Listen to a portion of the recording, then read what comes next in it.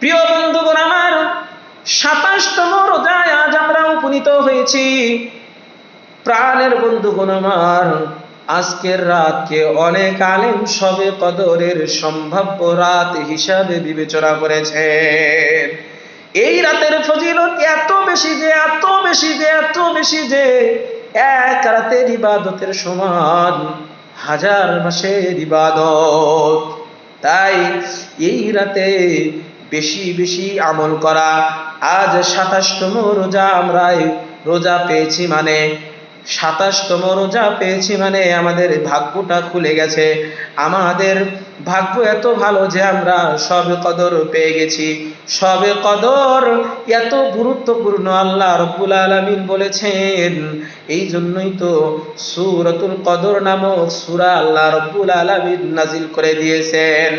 ইন্না আনজালনাহু ফি লাইলাতিল কদরি খায়রুম মিন আলফি শাহর তানাজ্জালুল মালাইকাতু ওয়ার রূহু ফিহা বিইذনি রাব্বিহিম মিন কুল্লি আমর সালামুন হিয়া হাত্তা মাতলাইল ফজর।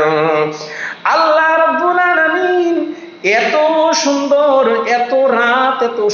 একটা রাত আমাদের জন্য নির্ধারণ করে দিয়েছেন।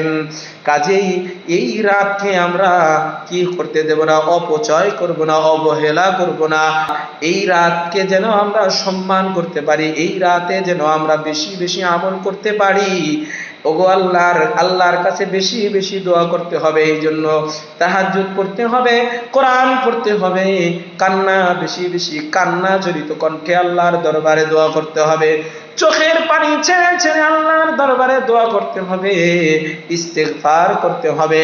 কারণ আজকের রাত হয়তো আমাদের ভাগ্য পরিবর্তন করে দিতে পারে। প্রাণের বন্ধুগণ আমার, তাই আসুন আজ এই শবে কদরের রাত্রে আল্লাহ রাব্বুল আলামিনের কাছে দোয়া করি। আল্লাহ রাব্বুল আলামিন যেন আমাদেরকে বেশি বেশি আমলের ভিতর রাখেন এবং আল্লাহ রাব্বুল আলামিন আমাদেরকে এই রাতে বেশি বেশি ইবাদত করার তৌফিক দান করেন। সকলেই পড়েন আমিন।